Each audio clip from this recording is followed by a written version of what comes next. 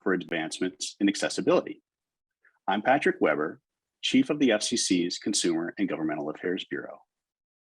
Since 2011, these awards, which we affectionately call the Chairs AAA, have recognized and promoted innovation in accessibility by honoring the development of technologies that increase access and improve the lives of members of the disability community. This is the 5th time I've been privileged to participate in this event, and I continue to be impressed by the creative approaches that the winners have developed to advance accessibility by leveraging technology to create a more inclusive world. Previous winners have ranged from a USB human interface device standard for eye trackers to the integrated described video best practices guide with too many technical innovations in between to name today. Not every Chairs AAA winner has been a communications product or service, but in looking back at a decade of honorees, it is clear that access to robust broadband networks has been a common ingredient. Ensuring that everyone has access to broadband and to the many accessibility tools that broadband can provide is an important part of our work at the FCC. Last year, in recognition of the 30th anniversary of the Americans with Disabilities Act and the 10th anniversary of the 21st Century Communications and Video Accessibility Act, the Chairs AAA redirected its focus to recognize individuals who had dedicated their careers to advancements in accessibility. This year, we are once again focusing on innovative products and solutions with a specific focus on advancements that have improved accessibility during the COVID-19 pandemic. So let's get started. Delivering the FCC Chairs AAA keynote address, a trailblazer in her own right, I'm honored to introduce the Chairwoman of the FCC, Jessica Rosenworcel. Madam Chairwoman. Good morning, happy December, and thank you all for joining us. It's an honor to welcome all of you to the FCC's 11th annual AAA Awards. Since 2011, the agency has used these awards to recognize advancements in technology that make the world more accessible to people with disabilities. And for this year's awards, we have a few small but notable changes. For one thing, the formal name for these awards is no longer the Chairman's Awards for Advancement and Accessibility because, well, yours truly. Another change is that we have narrowed the focus of the technologies we want to recognize this year. For reasons we all understand, we wanted to recognize advancements that have improved accessibility during the COVID-19 pandemic.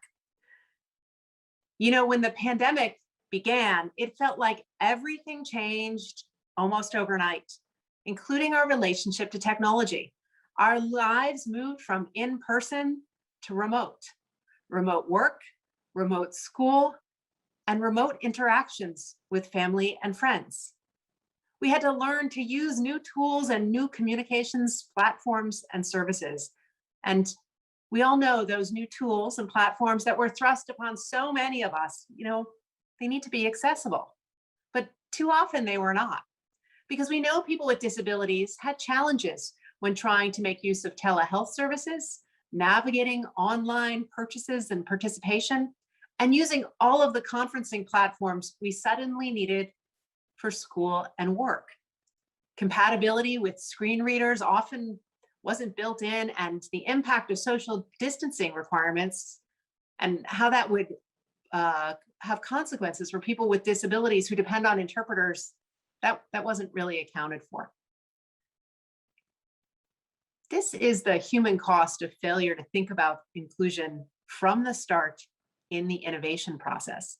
We need people thinking about disabilities in the room from the very beginning, when problem solving starts and strategizing counts.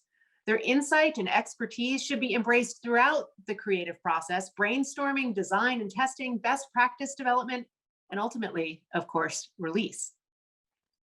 The bottom line is accessible design shouldn't be an afterthought or something we just try to retrofit. And for over a decade now, the FCC has been recognizing innovations that put accessibility first. Innovations that seek to tackle difficult problems, you know, they often find broader use cases because good design is accessible design. And our call this year was for nominations highlighting innovative practices, technologies, and organizations that creatively leveraged communications and broadband technology to break down accessibility barriers and ensure that people with disabilities can more fully participate in our connected world. We received a number of nominations that highlighted efforts to connect resources to isolated individuals living with disabilities and to provide accommodations for people with disabilities in an increasingly remote world. From these nominations, we selected 3 winners: Apple, accessible pharmacy services for the blind, and communication service for the deaf. And during a time of unprecedented uncertainty and urgency, each advanced accessibility in a way that made a material impact on people's lives. They created solutions to unique challenges that arose as a result of the pandemic. But I think each of their solutions will also find broader use cases that outlive the pandemic. And in a moment, we're going to celebrate each of these entities individually. You'll learn the details of their winning innovation, and you'll hear from a representative of each. They'll be awarded awards that look like this. And one of these really nice awards, I think, would look good in any office trophy case. So before we shift to that part of the program, I want to briefly put today's award into the context of the FCC's broader efforts to promote accessibility. Earlier, I talked about the importance of involving people with disabilities in design processes. This is something we actually try to embrace at the FCC in our rulemaking process, because we not only want to improve accessibility for people with disabilities, we strive to do so by communicating and partnering with people with disabilities so we can help make sure our policies truly meet their needs. Now, guided by this approach, we've taken a bunch of recent steps to improve access for the disability community via telecommunications, media, and broadband policy matters. In fact, at this month's FCC open meeting, we're going to be voting on a proposal to update our emergency alerting system to improve the accessibility of emergency alerts, including for those who are deaf and hard of hearing. In addition, throughout the pandemic, the FCC has sought to ensure the uninterrupted availability of telecommunications relay services for persons who are deaf, hard of hearing, deafblind, or have speech disabilities. Meanwhile, we've also extended audio description requirements to more and more television markets. We added 10 more markets in 2021, and another 10 are coming on board in 2022. We've also adopted the 2019 Ansi hearing aid compatibility standard, which updates the requirements for testing and determining whether wireless handsets are compatible with hearing aids. And what does this mean? Well, for the first time, this standard mandates that wireless handsets provide suitable sound amplifications for people with hearing loss. And moving forward, we are looking at recommendations to improve the efforts associated with the now 10-year-old 21st Century Communications and Video Accessibility Act, which I'm really proud to say I helped develop when I was a Senate staffer. In fact, back in the days when we were always in the office and we'd hold this kind of event in person, if you visited me at my desk, you'd find a signed copy of this civil rights legislation on my wall. And our effort to take a fresh look at these issues kicks off tomorrow with a session we'll be holding on video programming accessibility to discuss the state of closed captioning online. Finally, we will not deliver access and opportunity for all without broadband for all. And the recently signed bipartisan infrastructure legislation provides the FCC and other government agencies with a host of new tools and unprecedented funding to move our nation closer to our vision of broadband that is available for everyone, everywhere. All right, enough about the FCC's work. This is a day to celebrate. So I want to thank everyone who participated in bringing this event together, and I want to offer my heartfelt congratulations to this year's winners. Ed Bartholomew of our Consumer and Governmental Affairs Bureau is going to tell you more about their tremendous accomplishments. And Ed, take it away. The virtual floor is yours. Thank you, Chairwoman Rosenworcel. I'm Ed Bartholomew, the Associate Bureau Chief in the Consumer and Governmental Affairs Bureau. I had the honor of serving on the judging panel for this year's awards, and I'm excited to introduce today's honorees. Our first 2021 FCC Chairs AAA honoree is Communication Service for the Deaf, or CSD. CSD's Connect Direct subsidiary enables deaf callers to connect with trained deaf call center agents via video, allowing them to communicate with each other directly rather than relying on third-party intermediaries, such as interpreters. This is often referred to as direct video calling, or DVC. CSD established an ASL-based COVID-19 hotline to make critical pandemic information directly available to deaf people in their native language. The hotline supports an overall effort from CSD to provide accessible information about the ongoing pandemic to the deaf community via ASL videos and a comprehensive website. Here, via video, to accept the award is CSD Chief Executive Officer, Chris Suckup. If we could cue the video, please.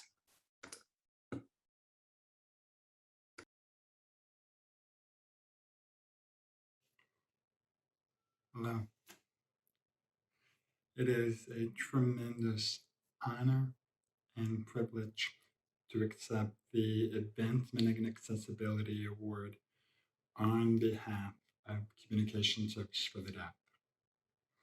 I want to convey my heartfelt appreciation to the Commission and its new chair, Jessica Rosenworcel, for this recognition. Fundamentally, advancing accessibility is really about equity and building a more equitable world. For 47 years, CSD has worked to eliminate barriers and to confront misperception and bias about the incredible capability and talent that resides within the disability community. We have, in partnership with advocates, organizations, and government supporters, accomplished a great many things since our inception. And the world is much more open to deaf and disabled Americans than ever before. However, we're really only at the midpoint of our journey, and there is still much work that remains to be done. Equity in telecommunications demands that we continue to seek out ways to achieve a communications experience for deaf and disabled Americans that feels as complete as the communications experience enjoyed by the general public.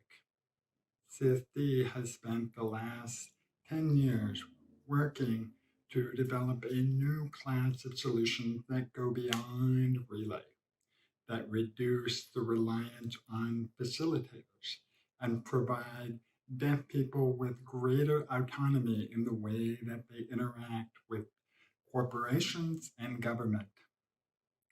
We invite all of you to learn more about these solutions and to support its widespread adoption as an essential part of our work to build a more equitable world. Autonomy and equality in communications helps to level the playing field for deaf and disabled Americans, millions of people who, in spite of our past progress, continue to experience economic hardship and difficulty finding employment. Autonomy and access to a new class of solutions will reduce employer hesitancy about a deaf or disabled person's ability to meet the requirements of the position they are applying for. I want to express appreciation also for all of our corporate, institution, and government partners that are committed to innovation and the adoption of these new solutions. Thank you for recognizing the value of the disability perspective, for seeking out disabled employees, and for making the effort to ensure that your disabled customers have an equitable experience interacting with your organization. I want to especially thank the Commission for your advocacy and support of work that advances accessibility.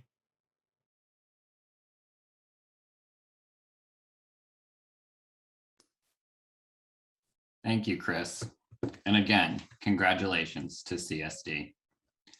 Our next honoree is no stranger to the chair's AAA. In 2011, Apple received an award for their then new iPhone 4. This time around, we are recognizing their software instead of a hardware device. Apple released a suite of accessibility features and upgrades to its mobile operating system, iOS 14, that have particular importance in the context of the COVID-19 pandemic. People detection, sign language prominence, sound recognition, and voiceover recognition. Their work to include significant accessibility developments in a ubiquitous mobile device platform highlights the fact that accessible design is good design. The advances developed by Apple leveraging machine learning on iOS 14 are amplified by our increased reliance on telecommunications and mobile devices during the COVID-19 pandemic. These features advance accessibility across multiple domains: in-person support for ambient sound and social distancing, filling accessibility gaps for online content at a time when online has become a primary outlet. Finding information online and shopping online have become a primary outlet for public health information and other aspects of our daily lives. And bringing recognition and support for sign language users into the video conferencing space at a time when that marketplace has exploded. Accepting the award for Apple is Sarah Hurlinger, Director of Global Accessibility Policy and Innovations at Apple. Congratulations, Sarah, and the virtual podium is yours. Thank you so much. We are so honored to receive this. On behalf of everyone at Apple, thank you to the FCC for this Chair's Award for Advancement in Accessibility. We're humbled and honored to be among those recognized today. For all the honorees, the work we are celebrating here is critical because it helps lay the foundation necessary for a more equitable world. It is work that strives to give people dignity and the tools to live independently. And when the FCC shines a light on advancements in accessibility, it is sending a strong and clear message that this work is important and deserving of investment. So I would also like to thank Chairwoman Rosenworcel and the entire agency for their commitment to these groundbreaking innovations in technology. We are grateful to your leadership in this area and your continuing support of innovation and ingenuity. Apple is always focused on creating the best products and services for our customers to learn, connect, and pursue their passions. But we believe that technology is truly at its best when it's built to support everyone, including those with disabilities. The COVID-19 pandemic made this need even greater and more urgent. As necessity pushed us farther away from each other physically, we focused our energy on developing new ways that technology could connect us and keep us safe. Our teams look to the power of Apple LiDAR scanners and machine learning algorithms to build our people detection feature, which helps members of the blind community identify when someone is nearby so they can maintain social distancing.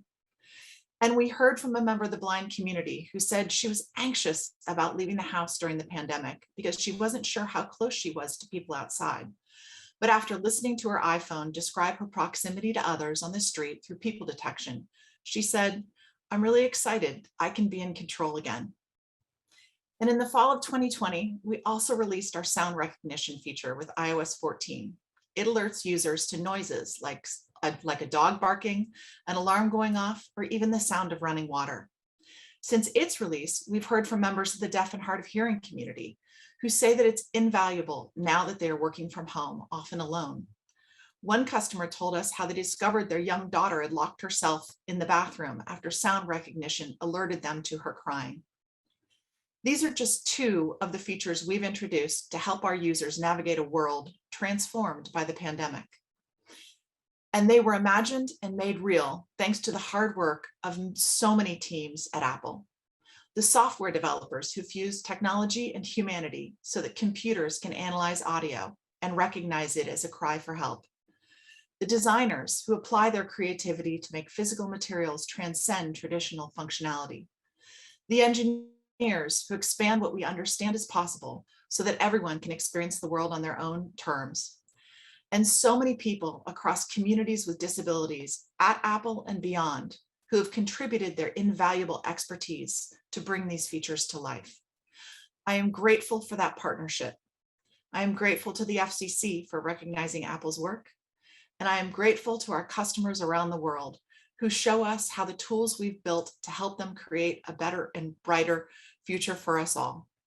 Thank you.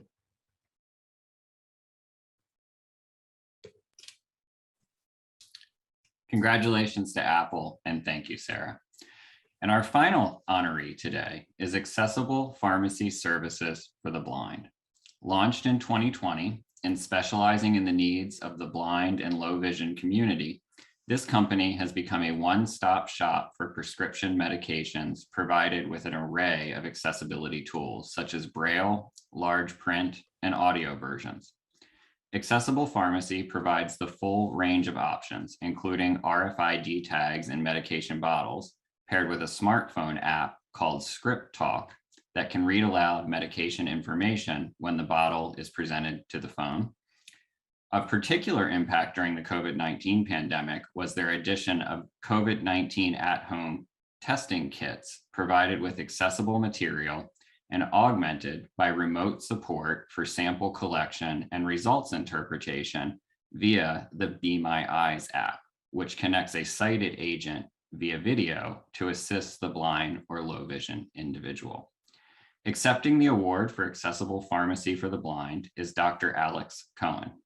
Congratulations, Dr. Cohen. The floor is yours. Hello. We are so incredibly honored to accept this award.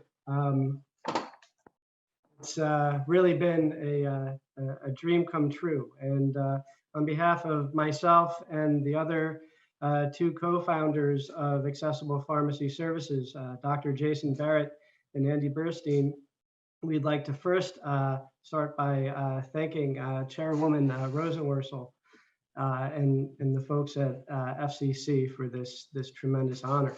We also really must thank all the people that work so hard to make accessible pharmacy services run, including our pharmacists, our team of both blind and sighted customer care representatives and salespeople, and of course, our patients that we learn from every day. I myself am blind. I was diagnosed with a degenerative retinal disease 25 years ago and became part of the community. And so to me, accessibility and the pursuit of accessibility is continuous. We feel that no company, no organization is inaccessible with malice. It's not intentional. However, when a person with a disability has any type of negative interaction throughout the entire process of learning about a company and a product to purchasing or using that product, if there's any type of negative interaction between those touch points and the individual's disability, there's a feeling of exclusion, a feeling of unwelcome, a feeling of sadness, of not being expected or wanted as a customer. In our case, looking at healthcare and medication management, medication management is incredibly difficult for everyone. When we throw in the added variable of a disability like blindness or low vision, it becomes even more paramount that accessibility features and accommodations are in place to help safeguard those patients and produce better outcomes, better health-related outcomes for those individuals. Now, we didn't mean to start our company. We didn't mean to launch during at the start of the pandemic, but it did create a rare opportunity for us in that having the inequity in communication, particularly as it relates to healthcare information for the blind and low vision community, provided us an opportunity where our special services and accommodation could really help these individuals feel more included and welcome even while this isolation was taking place, by offering home delivery or a multitude of different communication platforms. As was previously mentioned, we do communicate a great deal with our patients through a wonderful technology called BeMyEyes. Now, BeMyEyes reaches roughly 300,000 blind and low vision users, which is absolutely amazing. But there are more than 10 million blind and low vision individuals in this country. And a technological innovation, as wonderful as it is, we don't view this as a panacea to fix all problems. We understand that each patient is unique, and they're coming to us with people have different support systems, different education or income levels, different levels of technology agility and knowledge, different maladies, of course. And so by looking at each individual as just that, a unique individual, it allows us to customize our support systems and accessibility. So we first begin with an excellence in clinical care, combined with superior customer service. And then everything else we look at with each individual patient is specifically designed to alleviate any burdens or challenges that may result from having a disability, specifically blind or low vision. Now, each technological innovation that we use helps a certain group of individuals, a certain cluster of our patients. And with that, it's our duty to understand how innovations and technologies can help provide greater independence and greater accessibility and information for these individuals. Now, being blind, our patient is always blind from point A to point Z in the process. So thinking of marketing materials should be accessible. Of course, the window to any business is an organization's website.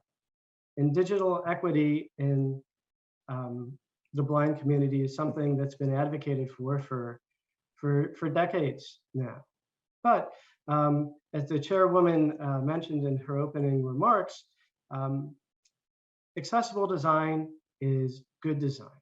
So by creating an accessible website, it allows us not just to provide better information for the blind and low vision community, but think of it as it can help anybody who may have difficulty using a mouse or a variety of different mobility or cognitive disabilities. So we don't stop.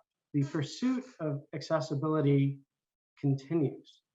We haven't met our last patient. We learn from each patient.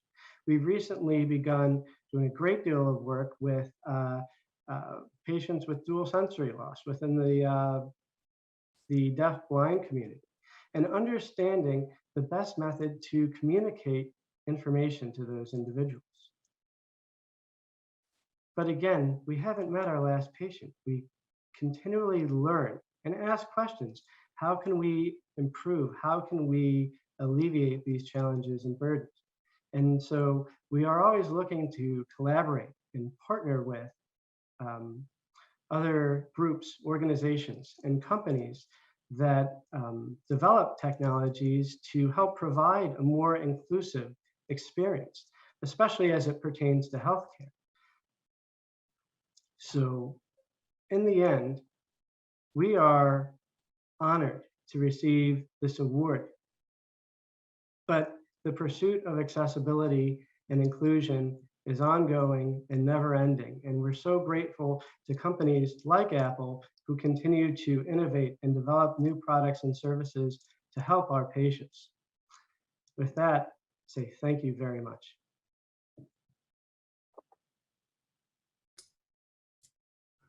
Thank you, Dr. Cohen, and thank you for the reminder that the work isn't done and there's still more to achieve across this space. Again, congratulations to all of our 2021 FCC Awards for Advancement in Accessibility winners: Communications Service for the Deaf, Apple, and Accessible Pharmacy Services for the Blind. Before we sign off, I'd like to thank a number of people who have worked tirelessly to make these awards a reality. First, I'd like to thank our chairwoman, Jessica Rosenworcel, for her ongoing leadership on disability matters and for delivering our keynote address today. My fellow members of the judging panel, Dewana Terry, Zach Champ, Diane Bernstein, Susie Rosen-Singleton, Lila Sheeta, and Gerard Williams. I'd also like to thank the organizing committee, who are part of CGB, the Consumer and Governmental Affairs Bureau's Consumer Affairs and Outreach Division: Chantel Virgil, DeAndrea Wilson, Kayla Hernandez Ujoa, Gerard Williams, and Sherry Dawson. And finally, I'd like to thank everyone for tuning in to today's virtual awards ceremony. And with that, have a great rest of your day.